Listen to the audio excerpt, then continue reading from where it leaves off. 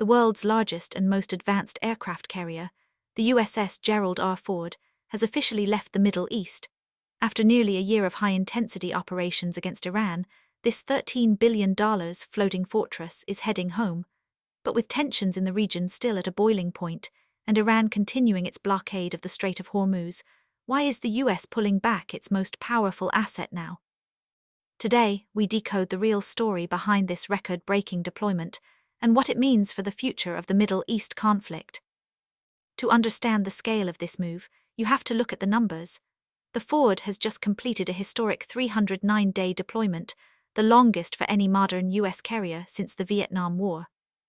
Since June 2025, it has been on a grueling journey, starting in Europe, moving to the Caribbean for operations in Venezuela, and finally anchoring in the Middle East to deter Iran. But after 10 months at sea, the strain on both the ship and its 4,500-member crew has reached its limit. While the Ford is a marvel of engineering, its stay wasn't without crisis. Several behind-the-scenes issues forced the Pentagon's hand. The onboard fire. In March 2026, a major fire broke out in a laundry room, injuring sailors and destroying nearly 100 beds. Sanitation struggles. Despite being brand new, the ship faced persistent and embarrassing plumbing issues, leading to long restroom lines and hygiene concerns for the crew. Maintenance needs. Operating the newest class of carrier for nearly a year without a break has pushed its systems to the edge. It now requires extensive shipyard repairs in Virginia that simply cannot be done at sea.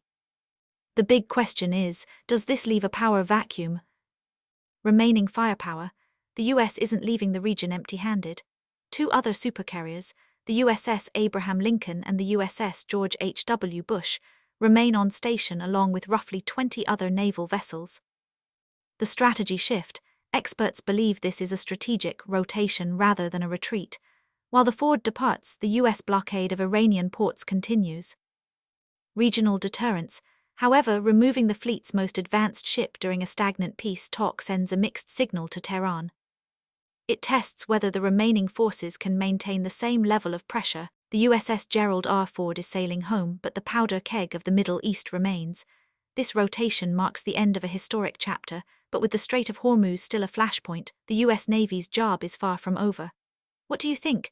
Does the Ford's exit give Iran an opening, or is the US just catching its breath? Let us know in the comments below. Don't forget to like and subscribe for more deep dives into global defense. See you in the next one.